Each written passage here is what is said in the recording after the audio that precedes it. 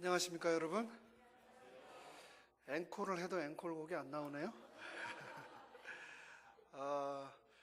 이제 수요일 날 하모니카 반 말고요 톱 연주반을 이제 만들어야 될 것 같습니다. 그러면 제가 1번 학생으로 등록을 해서 열심히 배워볼 마음이 있는데요. 제가 다른 건 못하는데 이 다리 떠는 건 좀 하기 때문에 금방 저도 좀 배울 수 있지 않을까 싶네요. 우리 세상에서는 10월 31일 할로윈이라고 그러죠. 죽은 영혼이나 이런 귀신들이 다시 살아난다라고 사람들이 믿고, 그 살아난 귀신들을 놀려주기 위해서 사람들이 유령이나 괴물로 이렇게 커스텀을 입고 축제를 즐기는 그런 날이 바로 오늘 저녁인데, 정말 딱 맞는 그런 악기로 하나님께 영광을 돌려주셔서 감사합니다. 참 하나님 대단하지 않으십니까? 톱마저도 하나님께 찬양 돌리는 도구로 사용하시는 하나님, 참 대단하신 우리 하나님입니다. 오늘 할로윈 데이 저녁에 길거리에 돌아다니지 않고 이 자리에 계신 여러분들은 정말 탁월한 선택을 하신 겁니다. 이렇게 아름다운 찬양을 들으셨을 뿐만 아니라 1년 중에 통계상으로 볼 때 가장 길거리에 돌아다니다가 죽을 확률이 높은 날이 바로 할로윈 저녁인데, 길거리를 배회하지 않고 교회에 계시니 얼마나 탁월한 선택을 하셨는지 모르겠습니다. 이 할로윈뿐만 아니고 한국에서는 또 10월 마지막 날 10월 31일이라고 하는 이 날은 이용이라고 하는 가수가 잊혀진 계절이라고 하는 노래를 불러가지고 참 거리마다 라디오마다 이 음악이 많이 퍼져서 저도 들었던 기억이 있는데요.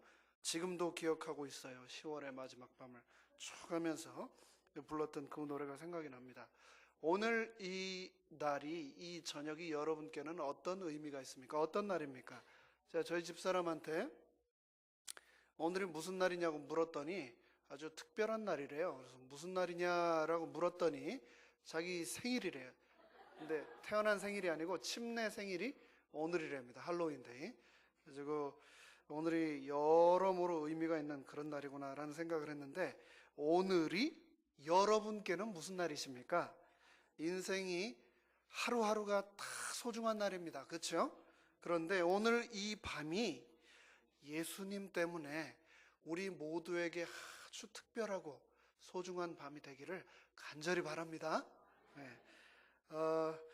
오늘은 저번 시간에 이어서 구원론 시리즈로 세 번째 시간인데요. 첫 번째 시간에 저희는 구원이란 무엇인가, 그 주제를 가지고 말씀을 나눴었는데, 구원은 하나님의 선물이고 하나님이 주도적으로 세우신 계획이며, 그 구원을 위하여 하나님의 아들이신 예수 그리스도가 우리를 대신해 돌아가셨고, 그로 말미암아 우리가 죄로부터 자유로움을 얻게 되었다. 그 구원의 결과로 우리가 영생, 즉 구원을 얻게 되었다라고 하는 내용을 저희가 함께 공부했었습니다. 두 번째 시간에서는요, 우리가 하나님이 왜 우리에게 죄책감을 주셨는가, 죄책감에 관해서 저희가 함께 말씀을 나눴었는데요. 이 죄는 세 가지 특성을 가지고 있다라고 말씀을 드렸습니다. 첫 번째, 죄는 에볼라 바이러스처럼 오염성을 가지고 있고, 또 두 번째로 공대공 미사일처럼 추격성을 가지고 있고, 또 세 번째로 죄는 암세포처럼 파멸성을 가지고 있다. 이 죄책함을 통해서 우리가 죄의 흉악함을 깨닫도록 하나님께서는 하셨다라고 하는 내용으로 우리가 함께 은혜를 나누었습니다.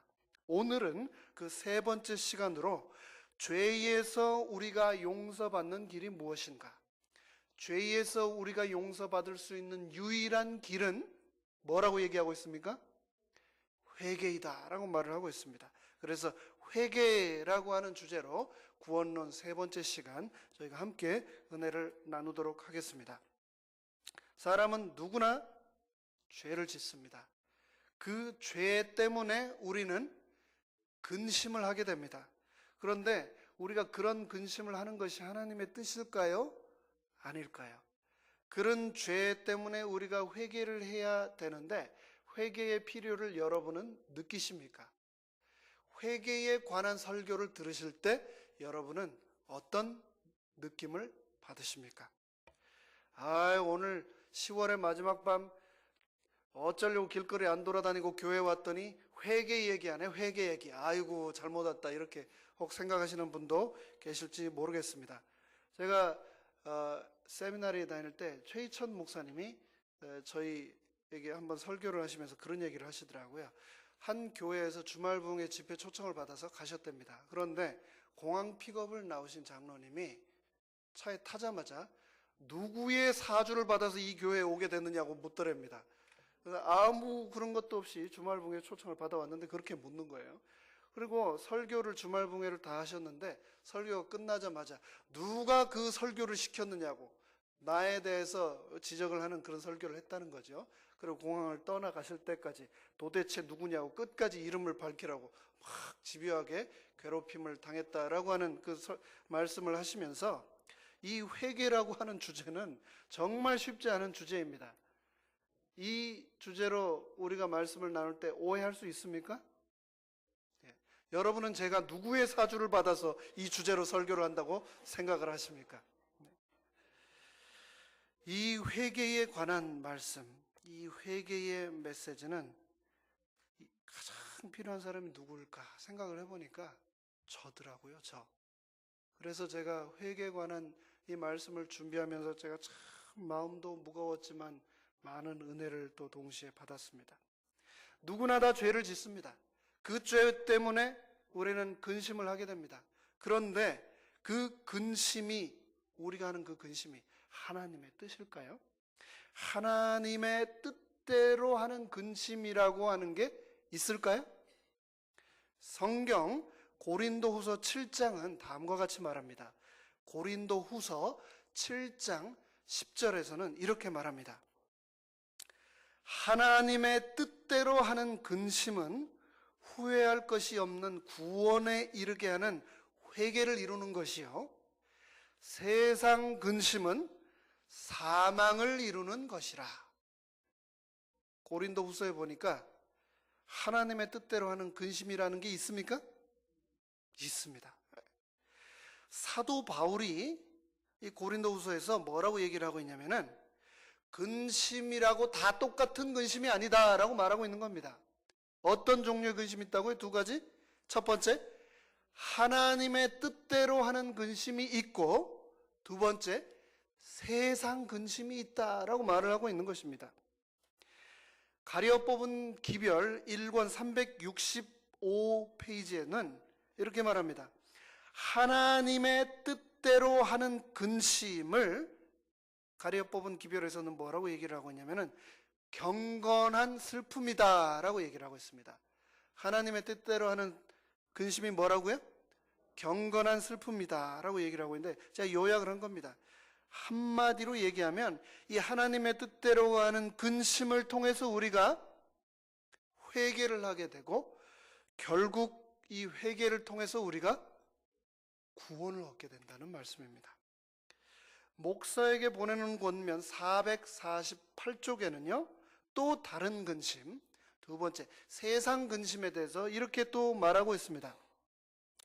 세상 근심은 기만적인 것이다. 그 속에는 어떤 덕성도 없다. 다른 사람들에게 죄가 알려진 것에 대해 근심하고 후회하는 경우가 있다. 따라서 단지 부인할 수 없이 드러난 것들에 대해서만 인정할 뿐 그 어떤 고백도 행해지지 않는다. 이것이 사망을 이루며 양심을 무마시키는 세상 근심이다 라고 말을 하고 있습니다. 다시 한번 요약하겠습니다. 하나님의 뜻대로 하는 근심은 죄를 위한 경건한 근심을 말하고, 세상 근심이란 알려지지 않았으면 근심조차도 하지 않고 철면피로 우리가 살았을 텐데, 알려져 버렸기 때문에 그 알려진 죄에 대하여 근심하고 후회를 하지만 어떠한 자백도 하지 않는 근심, 세상 근심을 이렇게 말하고 있는 것입니다. 우리는 그리스도인으로서 또 구원을 받은 하늘 백성으로서 회개에 대해서 자주 얘기합니다. 하지만 회개에 대해서 잘못 알고 있는 부분들이 종종 있습니다. 죄에서 용서받는 유일한 길, 그것이 바로 회개인데, 그렇다면 이 회개는 누가 하는 것일까요? 가려 뽑은 기별 1권 390페이지에서는 회개의 주체에 관해서 이렇게 말하고 있습니다. 죄인은 회개하지 않는 한 용서함을 받을 수 없다. 자, 여기에서 회개와 용서가 나왔습니다. 여러분, 회개가 먼저입니까? 용서가 먼저입니까? 우리가 생각을 할 때 회개가 먼저입니까? 용서가 먼저입니까?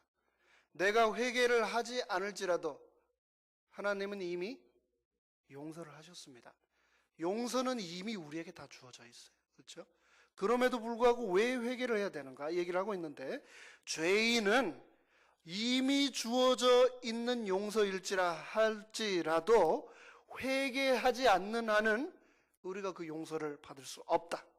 그러나 회개가 죄인 자신이 하는 일이냐 아니면 그리스도의 선물이냐 하는 문제가 결정되어야 한다.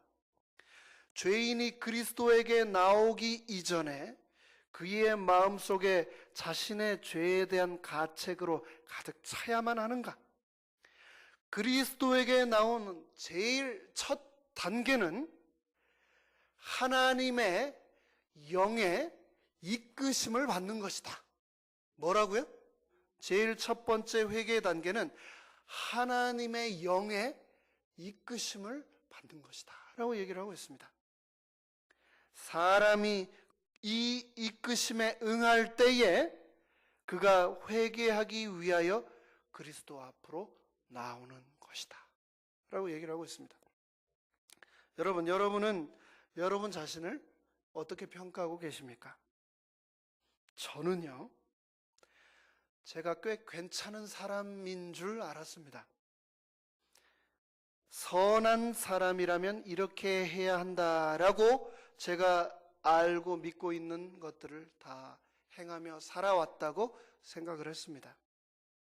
교회 때 맞춰서 예배 참석하고 헌금 드리고, 또 교회에 오고 가는 길에 하이웨이에서 맥도날드 음료수 컵 들고 있는 그 거린들에게 1불짜리도 한 번씩 꺼내줬습니다. 언제나 나는 어릴 적부터 아버지의 가르침대로 늘 진실되게 살려고, 그렇게 말하려고 노력해 왔다라고 저는 믿었습니다. 그리고 정말 열심히 지난 세월 앞만 보며 달려왔다라고 착각을 했습니다. 지난 16년 딴 길로 빠지지 않고 한눈 팔지 않고 이 목양의 길만을 달려왔다라고 착각을 했었습니다. 나름대로 깨끗하게 산다고 잘못 믿고 있었습니다. 내가 특별히 악하게 산 것이 없기 때문에 하나님이 나에게 그렇게 나쁜 점수를 주시지는 않을 것이다 라고 제 스스로에게 말하면서 살아왔던 것입니다.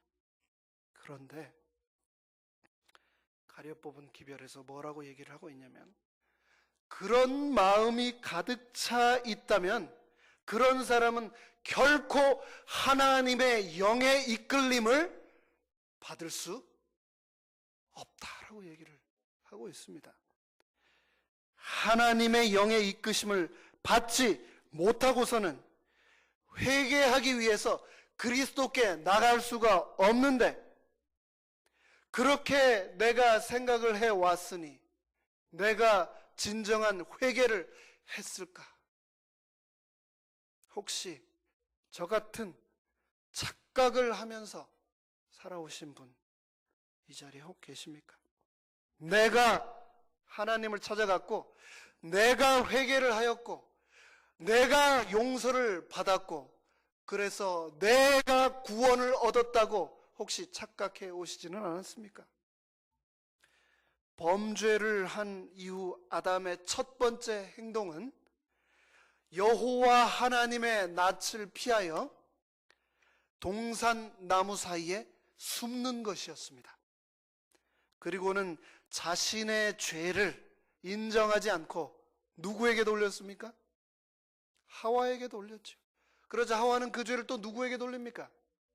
뱀에게 돌리고 심지어는 그 뱀을 창조하신 하나님에게까지 돌리는 모습을 우리가 창세기 3장 9절에서 보지 않습니까?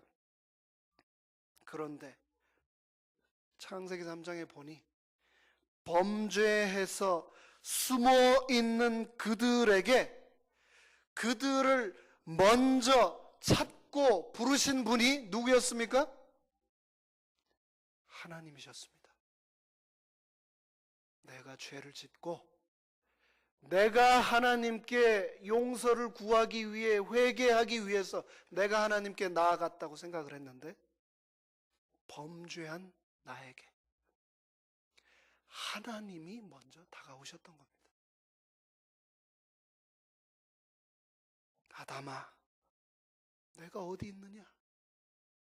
이 부르짖음이 오늘도 죄인을 찾고 계신 우리 아버지의 음성입니다.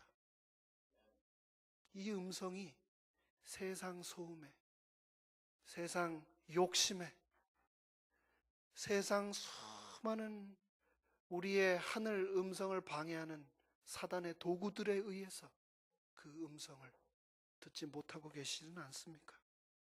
이 부르심에 아담은 깊은 가책을 받고 내가 동산에서 하나님의 소리를 듣고 내가 벗었으므로 두려워하여 숨었나이다 라고 아담은 고백을 하고 있습니다. 가려 뽑은 기별 1권 390페이지에는 계속해서 이렇게 말하고 있습니다. 많은 사람들은 구속사업의 첫 단계가 무엇인지에 대하여 혼동하고 있다. 회개란 죄인 자신이 스스로 그리스도에게 나올 수 있는 한 가지 일로 여겨져 왔다. 죄인이 스스로 나가는 것으로 여겨왔다. 또한 저들은 하나님의 은혜의 축복을 얻기 위하여 죄인이 반드시 합당한 자격을 얻어야 하는 줄로 생각하였다. 물론 회개가 용서의 선행 조건이 되는 것은 사실이지만 하나님께 간합하심을 받은 유일한 조건은 하나님께 간합하심을 받을 유일한 조건은 상하고 통회하는 마음이다. 죄인은 스스로 회개할 수도 없고 스스로 그리스도께 나가기 위하여 준비조차도 할 수 없다 라고 말하고 있습니다. 죄인이 그런 존재라는 겁니다. 내가 잘나서 회개하고 내가 잘나서 통회하고 그래서 내가 잘나서 용서받은 줄 알았는데 내 믿음으로 내가 그렇게 구원 얻는 줄 알았는데 죄인은 스스로 회개할 수도 없고 스스로 그리스도에게조차도 나갈 수 없는 그런 존재라고 가려 뽑은 기별은 말하고 있는 것입니다. 영어 단어에 helpless라고 하는 단어가 있습니다. helpless. 한국말로 하면 무력하고 속수무책이고 아무 답이 없는 감당하지 못하는 이라는 그런 의미가 있습니다. helpless. 우리가 바로 이런 helpless한 존재입니다. 그러한 우리에게 회개는 무엇인가? 여러분 은사 받기 원하십니까? 여러분 생각하시기에 저 문인정에게 가장 필요한 은사는 어떤 은사라고 생각을 하십니까? 저는 은사를 좀 받았으면 좋겠습니다. 많은 은사를 좀 받았으면 좋겠습니다. 이 말씀의 은사가 있었으면 좋겠어요. 제가 말씀을 전할 때 많은 분들이 하나님의 사랑에 감동을 받고 또 그 말씀에 감동받아서 하나님을 따르기로 결심을 하는 그런 말씀의 은사를 받았으면 좋겠습니다. 저는 음악의 은사도 받았으면 좋겠어요. 노래 좀 잘해봤으면 좋겠습니다. 우리 목사님처럼 톱이든 뭐 망치든 뭐든 가지고 하면 음악이 나오는 그래서 감동을 받는 그런 음악의 은사를 좀 받아봤으면 좋겠습니다. 제가 언어의 은사도 방언의 은사도 좀 받아봤으면 좋겠습니다. 바바라, 산드라, 이 영어의 은사를 받아가지고 제가 하는 이 영어가 스페니쉬가 감동이 그대로 전해지고 그런 은사를 좀 받아봤으면 좋겠습니다. 솔로몬처럼 지혜의 은사도 받았으면 좋겠어요. 또 화이트 부인처럼 예언의 은사도 받았으면 좋겠습니다. 또 베드로처럼 신유의 은사도 받았으면 좋겠습니다. 그런데 저에게 가장 필요한 은사는 무엇일까? 제가 생각을 해보았습니다. 그리고 가려 뽑은 기별을 읽고 저에게 가장 필요한 은사는 회개의 은사다라고 하는 것을 제가 깨닫게 되었습니다.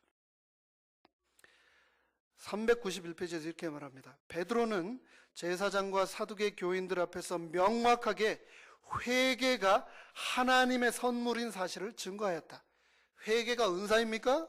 라고 질문할 수도 있습니다. 그런데 뭐라고요? 베드로가 회개가 하나님의 선물이며 하나님의 은사라고 말하고 있는 것입니다. 그는 그리스도에 관하여 이스라엘로 회개케 하사 죄사함을 얻게 하시려고 그를 오른손으로 높이사 임금과 구주를 삼으셨느니라고 말하였다. 회개도 사유하심과 의롭다 하심에 못지않는 하나님의 은사이며 그리스도께서 그 영혼에게 은사를 주시지 않는 한 회개의 체험을 맛볼 수 없다. 회개의 은사를 주시지 않는 한 우리는 회개의 체험을 맛볼 수 없다라고 말하고 있는 것입니다. 그렇습니다. 회개마저도 하나님께서 우리에게 주시는 선물입니다. 하나님께서 우리를 부르심으로 우리 마음 안에 죄에 대한 자각이 일어나고 죄를 위한 경건한 슬픔이 일어나는 것입니다. 구원은 그 시작점부터 끝까지, 구원은 완전히 처음부터 끝까지 마지막까지 모두가 하나님의 역사이며 하나님의 선물입니다. 인간의 영광을 티끌 속에 묻어버리고 인간 스스로 할 수 없는 것을 인간을 위해서 해주시는 하나님의 역사, 그것을 우리가 믿음으로 말미암는 의라고 하지 않습니까? 그것이 진정으로 우리가 간절히 사모하고 간구해야 될 영적인 은사 아닙니까? 내가 뭘 하겠다고 하는 생각은 집어치워야 되겠습니다. 내가 하는 것이 아닙니다. 누가 하시는 겁니까? 하나님이 주시지 않으면 나는 단 하나도 할 수 없는 그런 helpless한 존재이기 때문에, hopeless한 존재이기 때문에 우리는 하나님이 필요한 것 아닙니까? 빌립보서 1장 6절은 이렇게 말합니다. 너희 속에 착한 일을 시작하신 이가 그리스도 예수의 날까지 이루실 줄을 우리가 확신하노라. 너희 속에 착한 일을 시작하신 이분이 누구십니까? 너희 속에 착한 일을 시작하신 하나님 아버지께서 그리스도의 예수의 날까지 이 모든 것들을 이룰 줄 우리 모두 확신하게 되시기를 간절히 바랍니다. 누가복음 15장에 보면은 11절로 24절에 탕자의 비유가 나옵니다. 탕자는 아버지가 주신 모든 재산을 다 허비한 후에 돼지를 치는 신세로 전락을 합니다. 돼지는 참 호감 가지 않는 동물입니다. 미국 사람들은 돼지 가지고 만화 캐릭터도 만들고 축제 가면 피기레이스도 하고 하던데, 그래도 저는 참 돼지가 그닥 반갑지는 않습니다. 제가 어렸을 때 저희 큰아버지 댁에 돼지를 기르셨는데 큰 집을 아무리 잘해놔도 그 돼지 우리 때문에 집 전체 돼지 냄새가 얼마나 심하게 나는지 별로 가고 싶은 맛이 그 느낌이 들지 않았습니다. 가끔 돼지 우리에 가보면 아주 가관입니다. 자기가 내놓은 모든 것들을 위해서 뭐 하고 있습니까? 돼지들이 뒹굴뒹굴 구르고 있어요. 거기서 모기 팔이 쫓느라고 뒹굴뒹굴 구르고 있습니다. 한 번은 돼지가 새끼 놓는 걸 제가 봤습니다. 돼지가 새끼를 놓으면 한 번에 몇 마리씩 놓을까요? 10마리씩 놓습니다. 15마리도 놓기도 해요. 보통 한 12마리씩 놓아요. 그런데 이 돼지가 어떤 동물인가? 돼지가 새끼를 놓을 때 사람이 없으면 안 됩니다. 왜 그런지 아십니까? 새끼를 놓으면서 자기 새끼를 깔아 죽여요. 그러니까 사람이 옆에 있다가 나오면 탁탁 받아서 치워놔야 되는 겁니다. 그렇게 미련하고 아주 혐오스러운 동물입니다. 유대인들은 얼마나 싫어했을까요? 돼지하면 학을 띄웠겠죠. 그런데 이 탕자가 바닥으로 가다 나락으로 떨어져서 어디에 갔다고요? 돼지 우리에 간 겁니다. 그런 신세가 된 겁니다. 그런 나락 끝까지 갔던 이 탕자가 마침내 아버지에게 돌아갑니다. 그런데 이 탕자가 아버지께 돌아가는 과정을 살펴보면 세 단계가 등장을 하는데요. 첫 번째 단계는 17절입니다. 이에 스스로 돌이켜 가로되 내 아버지에게는 양식이 풍족한 품꾼이 얼마나 많은고 나는 여기서 주려 죽는구나. 먼저 첫 번째 단계는 돌이키는 단계를 이 탕자는 경험을 했습니다. 탕자는 돌이켰습니다.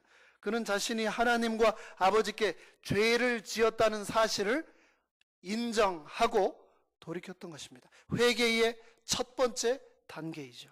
그리고 나서 두 번째 단계 18절과 19절에 내가 일어나 아버지께 가서 이르기를 아버지여 내가 하늘과 아버지께 죄를 얻었사오니 지금부터 아버지 아들이라 일컬음을 감당치 못하겠나이다. 나를 품꾼의 하나로 보소서.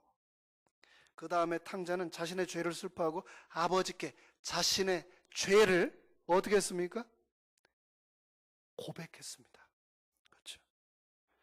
자신의 죄를 고백하고 결심하고 그 결심대로 행했습니다. 이것이 바로 회개의 두 번째 단계입니다. 그리고 나서 20절에 이에 일어나서 탕자가 아버지께 어떻게 했습니까? 돌아가니라. 회개의 세 번째 단계는 돌아가는 것입니다. 누구에게요? 아버지께 돌아가는 것입니다. 가장 중요한 것, 아버지를 잊지 않고 그분께로 돌아가는 것입니다. 탕자처럼 이런 회개를 위해서 우리가 변해야 될 것이 세 가지가 있습니다. 첫 번째, 우리의 생각이 변해야 되겠습니다. 하나님을 떠난 또 혹은 하나님께 범죄한 자신의 삶이 잘못되었음을 인정해야 되겠습니다. 제가 광주에서 목회를 할 때 한밤중에 운전을 하다가 교통사고가 났습니다. 가고 있는데 뒤에 졸던 차가 와서 받은 겁니다. 차가 박살이 났습니다. 그런데 제가 100% 과실이 됐습니다. 보험회사 처리한 결과를 보니까. 제가 뭐라고 얘기를 했냐면은 차선을 바꿔서 쭉 밤에 가고 있는데 갑자기 뒤에서 차가 와서 받았다라고 얘기를 했습니다. 그런데 보험회사에서 어떻게 이해를 했냐면 차선을 제가 급하게 바꾸면서 끼어 들어왔기 때문에 사고가 났다고 100% 과실이 된 겁니다. 교통사고 때 과실 인정하지 말라. 절대 말하지 말라. 인정하면 손해본다. 인정하는 것은 바보스럽고 어리석은 것이다. 우리는 그렇게 배웁니다. 인정하지 마. 그런데 회개를 위해서는 인정하지 않고서는 우리가 회개를 할 수가 없습니다. 그리 나쁘게 살지 않았어. 나름 열심히 살았어. 라고 스스로 자위하지 마십시오. 스스로를 믿어서는 결코 안 되겠습니다. 죄를 인정하는 건 쉽지 않습니다. 용기가 필요합니다. 그러나 우리가 나의 삶이 잘못되었다고 하나님께는 우리가 과감하게 인정할 수 있습니다. 용기를 내서 말씀을 드릴 때 하나님께서는 우리를 구원하기 위해서 나의 삶에 그때부터 개입하시기 때문입니다. 회개를 위해서 우리는 생각의 변화뿐만 아니라 우리의 감정의 변화도 있어야 되겠습니다. 하나님께 대한 불신과 자신의 죄를 슬퍼해야 되겠습니다. 성경에서는 세상 일로는 근심하지 말지라도 회개에 이르는 근심은 우리가 해야 된다라고 말하고 있습니다. 사기꾼들한테 돈 뜯긴 거는 슬퍼하고 근심하면서 내가 회개하지 않는 것까지 근심하지 않는다면 그것은 올바른 변화의 길이 아닙니다. 회개에 이르는 근심을 가지라고 고린도후서 7장 9절에서 말하지 않았습니까? 우리가 진정으로 죄를 슬퍼하고 미워하지 않았다면 우리가 아무리 많은 기도를 드렸다 할지라도 진정으로 죄의 용서를 그것은 구한 것이 아니기 때문입니다. 나 자신의 허물을 인정하고 인정함으로 심령을 하나님 앞에 낮추지 못한 자들은 간합받을 첫째 조건도 아직 이루어지 못한다는 것을 기억해야 되겠습니다. 만일 우리가 회개할 것이 없는, 회개를 경험하지 않고 진정한 영혼의 겸비와 심령의 통회로서 우리의 죄를 고백하고 우리의 죄악을 미워하지 않았다면 우리는 결코 죄의 용서를 진정으로 구한 것이 아님을 알아야 되겠습니다. 세 번째로 우리가 회개를 위해 구해야 될 것은, 우리가 변해야 될 것은 우리의 목적이 변화되어야 된다는 것입니다. 죄로부터 결정적으로 돌아서야 한다는 것입니다. 성경에 보면 많은 죄인들이 나옵니다. 그 중에서도 예수님을 배반한, 예수님께 죄를 지은 두 죄인이 나옵니다. 누구입니까? 베드로와 가롯 유다입니다. 베드로는 어떤 죄를 지었습니까? 위증죄를 지었죠. 예수라고 하는 사람을 모른다, 내가 저 사람과 아무 상관이 없다라고 거짓말을 했습니다. 위증죄가 미국에서 큰 죄입니까? 적은 죄입니까? 거짓말하면 혼나는 나라가 미국입니다. 그렇죠? 베드로가 그런 죄를 지었습니다. 가롯 유다는 어떤 죄를 지었습니까? 인신매매 죄를 지었죠. 그렇죠? 예수님을 얼마에 팔았습니까? 은 30에. 어느 놈이 더 큰 죄인입니까? 어떤 죄인이 더 큰 죄를 지었습니까? 베드로입니까? 가롯 유다입니까? 둘 다 죄인이죠. 그렇죠? 둘 다 죄인입니다. 그런데 이 죄인들의, 베드로와 가롯 유다의 공통점이 있습니다. 둘 다 죄에 대해서 슬퍼했습니다. 그렇죠? 베드로가 통곡했습니까? 통곡했죠. 언제마다? 새벽에 뭐 울 때마다? 닭 울 때마다 베드로가 잠 못 자고 통곡하면서 울었습니다. 가롯 유다가 통곡했습니까? 자기 주님 팔고 통곡했습니다. 죄에 대해 슬퍼했습니다. 그런데 둘 다 죄인인데, 둘 다 죄에 대해 슬퍼했는데 둘 다 구원 얻지 않았습니다. 한 사람은 구원받고 한 사람은 영원한 구원에서 멀어진 사람이 되어버리고 말았습니다. 참된 회개란 죄에 대해서 슬퍼하는 것 그 이상이라는 의미입니다. 악으로부터 결정적으로 돌아서지 않는 이상은 유다처럼 되고 만다는 것입니다. 유다는 내가 무고한 피를 팔고 죄를 범하였다고 자신의 죄를 인정하지만 죄에서 돌아서지는 않았습니다. 둘 다 큰 죄를 지었지만 그들의 태도에 의하여 영원한 운명은 정반대가 되었습니다. 시대소망 722페이지는 이렇게 말합니다. 예수님은 유다가 회개하지 않았고 그의 자복 역시 그가 흠없는 하나님의 아들을 팔고 이스라엘의 거룩한 자를 부인한 일에 대해 마음 찢는 깊은 슬픔을 느낀 데서 나오는 것이 아니라 정죄에 대한 공포심과 장차 받을 심판에 대한 두려움으로 마음의 가책을 받아 어쩔 수 없이 한 것임을 알으셨다라고 말했습니다. 슬픔인데 가롯 유다의 슬픔은 어떤 슬픔이라고요? 가짜 슬픔이라는 겁니다. 가짜 슬픔. 죄에 대한 슬픔이 아니고 죄의 결과에 대한 공포심에서 오는 가짜 슬픔이라는 것이죠. 부조화 선지자 557페이지는 이렇게 말합니다. 참된 회개란 죄에 대해서 슬퍼하는 것 그 이상이다. 그것은 악으로부터 결정적으로 돌아서는 것이다 라고 말하고 있습니다. 잠언 28장 13절은 이렇게 말합니다. 자기의 죄를 숨기는 자는 형통치 못하나 죄를 자복하고 버리는 자는 불쌍히 여김을 받으리라. 하나님께 불쌍히 여김을 받는 조건은 단순하고 공정하고 합리적인 것입니다. 하나님께서는 우리가 우리의 죄의 사유를 받기 위해서 우리가 무슨 괴로운 일을 행하기를 요구하지 않으십니다. 히말라야나 아마존 정글에 들어가서 고행을 하면서 그 원주민들과 뒹굴면서 살면서 나의 죄를 회개하기를 원치 않으시는 겁니다. 우리는 하늘에 계신 하나님의 은총을 받기 위해 또는 우리의 죄가를 속하기 위해서 멀고 지리한 순례나 또는 고통스러운 고행을 할 필요가 없다. 생애배 37페이지에서는 다만 죄를 자복하고 버리는 자는 불쌍히 여김을 받을 것이다 라고 말하고 있습니다. 증언보감 1권 253페이지는 이렇게 말하고 있습니다. 회개는 거의 모든 사람들이 깨닫지 못하는 과정이다. 세속적이고 죄를 사랑하는 마음을 변화시켜 그리스도의 말할 수 없는 사랑과 그분의 은혜의 매력과 하나님의 탁월하심을 깨닫게 함으로 영혼이 거룩한 사랑에 젖고 하늘의 신비에 사로잡히게 하는 것은 작은 일이 아니다.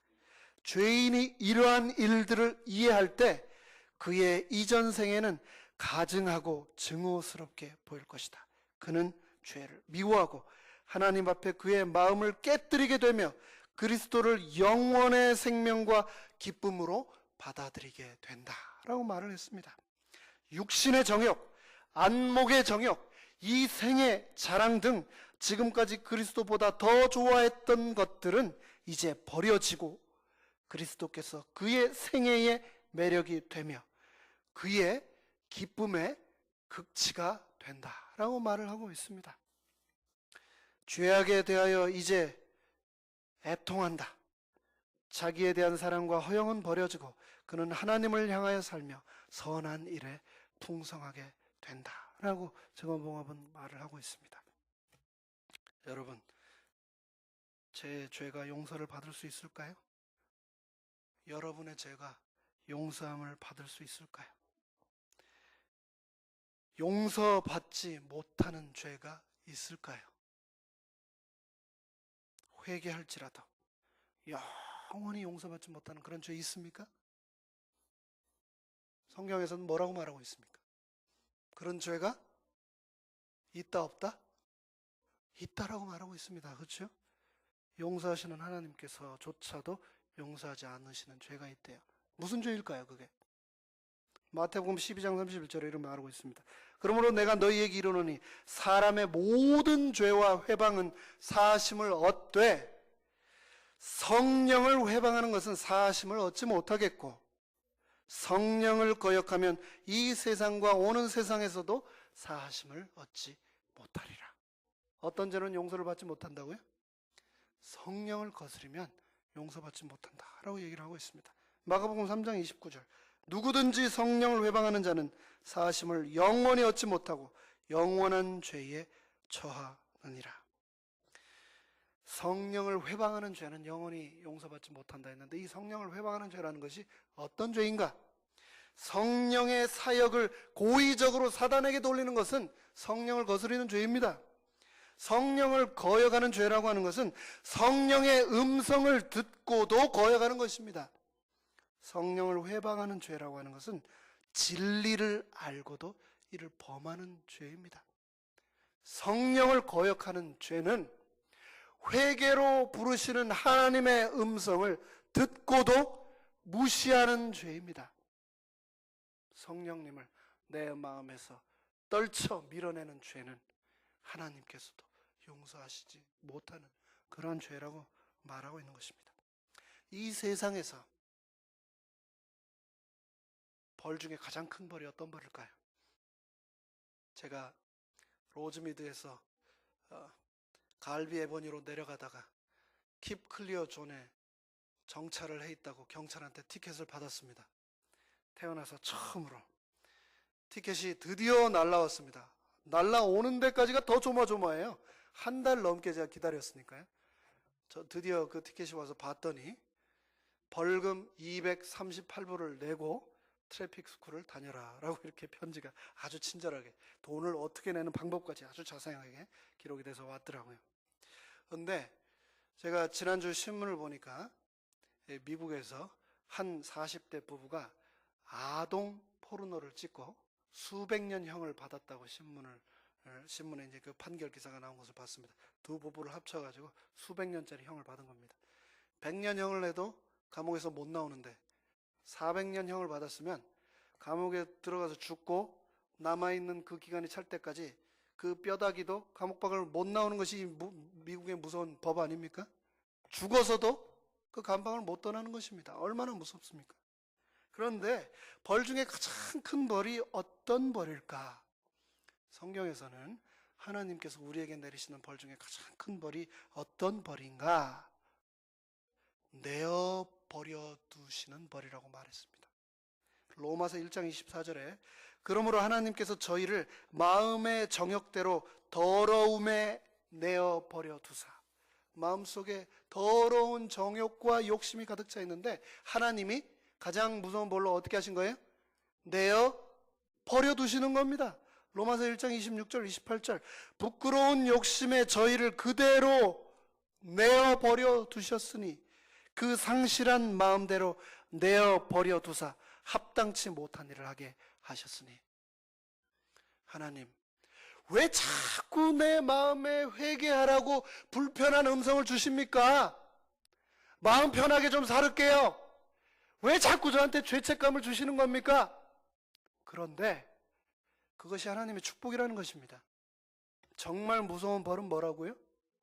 내어 버려 두시는 겁니다. 하나님께서 회개하라고 하는 음성을 주실 때 우리는 감사하며 받아야 되겠습니다. 그렇지 않을 때 우리는 성령을 거역하게 되는 것입니다. 여러분 소음에 잘 반응을 하십니까? 아니면 둔감하십니까? 제가 한국에서 목회자 협의회를 항상 한국에서 목회를 하면 1년에 최소한 2번에서 3번 한 일주일씩 우리 목사들이 함께 먹고 자면서 연수를 받습니다. 그때마다 이제 한 방을 저희 함께 목회를 시작한 11명의 친구 목사들과 한 방을 쓰는데 그 연수가 끝날 때마다 그 저희 목사 친구들이 저희 집사람을 굉장히 존경하는 표현과 태도로 대합니다. 뭐라고 하냐면 어떻게 그렇게 같이 한 이불을 덮고 자냐고. 시끄러워서 나는 도저히 잠을 잘 수가 없는데 어떻게 그렇게 지금 몇 년을 그렇게 산 거 보면 정말 대단한 사람이다 라고 하면서 이렇게 존경을 표하곤 했습니다. 저희 집사람은요, 제가 없으면 잠을 못 잡니다. 제 코 고는 소리가 없으면. 대단한 거죠. 그렇죠? 근데 제가 그렇게 소음에 둔감한 사람인데 LA 와보니까 소음이 굉장해요. 네. 우리 생가브리엘 사시는 분들 철도 소리에 잘 주무십니까? 잘만 하면 철도가 막 뭐 가면서 빽빽빽도 울리고 그러잖아요. 저희 집도요, 철도 소리는 안 나는데 헬기 소리가 얼마나 나는지. 밤에 이렇게 누가 이렇게 담을 넘어 잡고 다니나 봐요. 헬기가 도는 겁니다. 머리 위에서 뱅뱅. 그런데 지금은 안 들려요. 그 소리가 안 들리더라고요. 제가 처음 나성중학교에 와서 힘든 것 중에 하나가 뭐였냐면 뭐 좀 하려고 하면 뭐 소리가 들립니까? 앰뷸런스 소리가 그렇게 들리는 거예요. 병원 때문에 맨날. 근데 요즘은 안 들려요. 제가 본 광경 중에 가장 이렇게 인상적인 광경은 시골에서 장터에 5일마다 장이 열리잖아요. 장이가 뭐합니까? 뻥튀기 하죠. 뻥튀기. 뻥튀기 하면 할머니가 보재기에다가 손주를 등에다 엎고 계속 돌리잖아요. 옥수수 뻥튀기 하느라고. 그러다 이제 점점 때가 다가오면 할머니가 뭐라고 합니까? 한번 소리 지르죠? 뭐라고 합니까? 뻥이요! 그럼 다들 어떻게 됩니까? 귀를 막고 다 숨어야 되는데, 그러고 나서 진짜로 어떻게? 뻥! 하고 터지죠? 막 김도 나고 하면서 막 옥수수가 튀기면서 뻥! 합니다. 근데 거기서 정말 놀라운 것은 등에 엎혀 있는 아기가 깰까요? 안 깰까요? 안 깹니다. 어른들도 뒤로 자빠지는 그 소리에 이 애는 몇 날 며칠 그 뻥튀기 할머니 등에 엎혀가지고 맨날 그 소리를 들으니까 그 소리에 안 깨는 겁니다. 안 깨는 거예요. 하나님께서 내어버려 두시는 것, 그것처럼 무서운 것이 없습니다. 내 마음속에 회개하라고 하는 닭의 울음소리가 들리지 않으면 이제 내가 양심의 가책으로부터 자유로워졌다고 좋아할 일이 아닙니다. 그 닭소리에 더 이상 반응하지 않게 될 때 마음이 굳어짐으로 말미암아 하나님의 생명에서 우리가 멀어지고 있음을 기억해야 하겠습니다.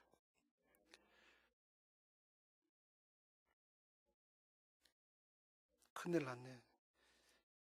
반도 안 했는데 시간이 다 돼서 말씀을 마무리하겠습니다. 하나님은 죄를 미워하시지만 죄인은 사랑하신다. 시대소망 57페이지에 죄에 대한 하나님의 증오심은 죽음처럼 강하나 죄인에 대한 사랑은 죽음보다도 더 강하다. 아멘이 절로 나오는 말씀 아닙니까? 네. 죄에 대한 하나님의 증오심은 죽음처럼 강하지만 죄인을 사랑하는 그 마음은 죽음보다도 강하다라고 말씀을 하고 있는 것입니다. 우리가 아직 연약할 때, 우리가 아직 죄인 되었을 때, 우리가 원수 되었을 때에 우리의 믿음과 상관없이, 우리의 회개와 상관없이 먼저 베풀어 주신 그 용서와 구원을 회개함으로 받게 되시기를 간절히 바라면서 오늘 말씀을 마치겠습니다. 감사합니다.